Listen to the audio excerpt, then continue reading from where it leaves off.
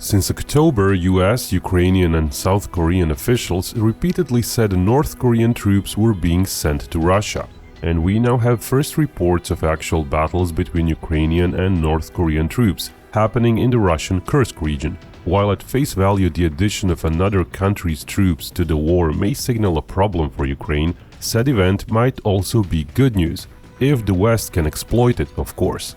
This video will shed more light on why and how of it all.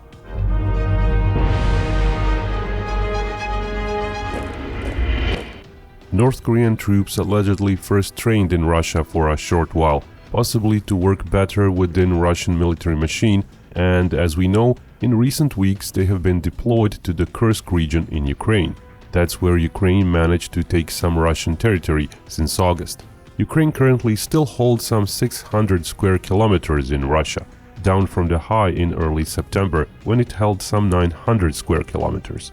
Zelensky recently said 11,000 North Korean troops were in the Kursk region near the border, and a few days ago first clashes with North Korean fatalities were suggested by Ukraine's officials. US officials earlier said 10,000 North Korean troops were in the Kursk region, not necessarily all at the border.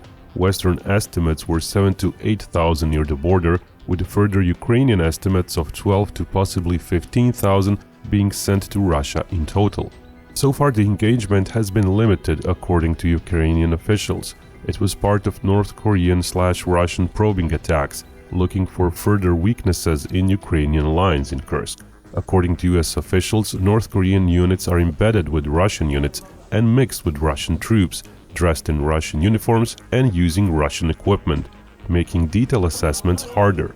Back in September, when Russia started pushing back on Ukraine's advance in Kursk, it was estimated Russia had committed little under 40,000 troops to said battle.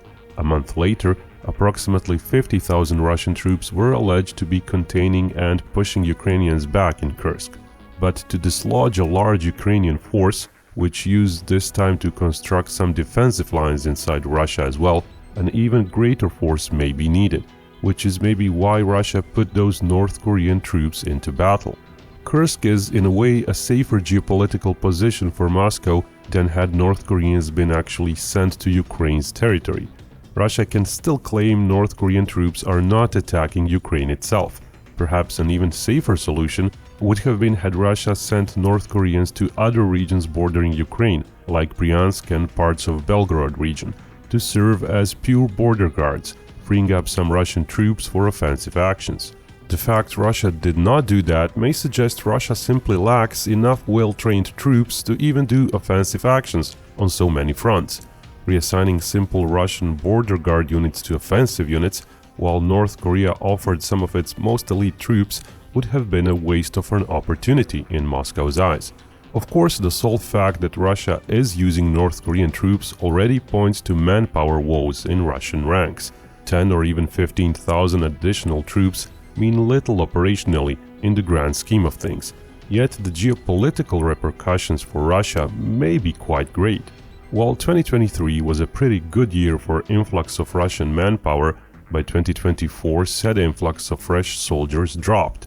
While the latest figures are not available, it's plausible that the addition of North Korean troops means Russian ability to commit fresh soldiers to the fight has dropped even further. The Kremlin has kept increasing the recruit pay to astronomical sums recently for Russian standards. Without huge monetary lures, very few people would sign a contract with the army.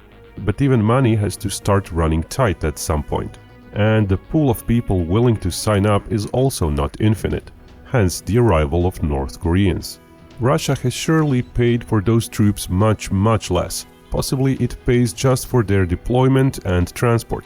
Plausibly technology transfer in various areas is what really paid for those troops. Possibly some materials, advanced products and food as well. So in the coming years, North Korea may see many new projects coming up, helped by Russian involvement. Ukraine has recently said it's starting another round of mobilization, helping to add 160,000 more troops to training units in the next 3 months. Now whether that's gonna pan out or not remains to be seen. But if successful, it would mean Ukraine may see 50,000 new troops per month once those new troops are trained. If that happens, Ukraine might actually start adding more troops to the front line than Russia. That's something that hasn't happened in a long time. So that's one reason why North Korean troops may be good for Ukraine. Not in themselves, of course, but they can be an indirect sign of good news.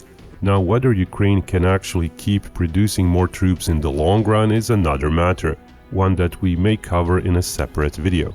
But there is another reason why North Korean troops fighting Ukrainians may be good for Ukraine. It's a clear escalation of the war politically. Had Russia kept those Korean troops just for guard duty, that would have stirred up less dust. But to have North Korea attack Ukrainian troops, even if it's within the territory of Russia, that may be viewed by Western countries as a more serious escalation. Basically, it means various countries could use said events to escalate aid levels to Ukraine as well. In war materials, sure, but theoretically also in manpower. NATO countries could say, well, now that third-party troops are attacking Ukraine's troops, other third-party troops can enter Ukraine as well, and at the very least defend the inner regions of Ukraine from saboteurs, man the border near Transnistria region of Moldova, which is Russian-held, watch the borders between Hungary and Poland for potential deserters, and even man the border facing Belarus. Since 2022, no Russian attack has come from Belarus. Even Russian airstrikes are not really using Belarusian airspace anymore. All that could, in theory, free up upward of 100,000 Ukrainian troops to be sent to the meat grinder that is eastern Ukraine, all without having NATO troops face Russian troops directly.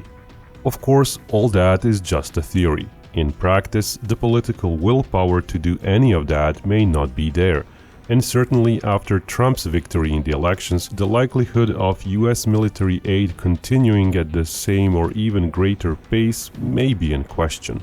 So North Korean troops can both be a sign of good news and a potential opportunity to strengthen the Ukrainian position.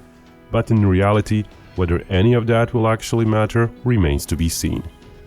Just a quick note, we thrive on your Patreon and channel member support, so if you think our videos are informative, feel free to support us. Patrons and members get access to videos without ads, often early too. We also just released a Patreon and member exclusive video on the topic of what if the US isolates itself. If you find that interesting, check it out.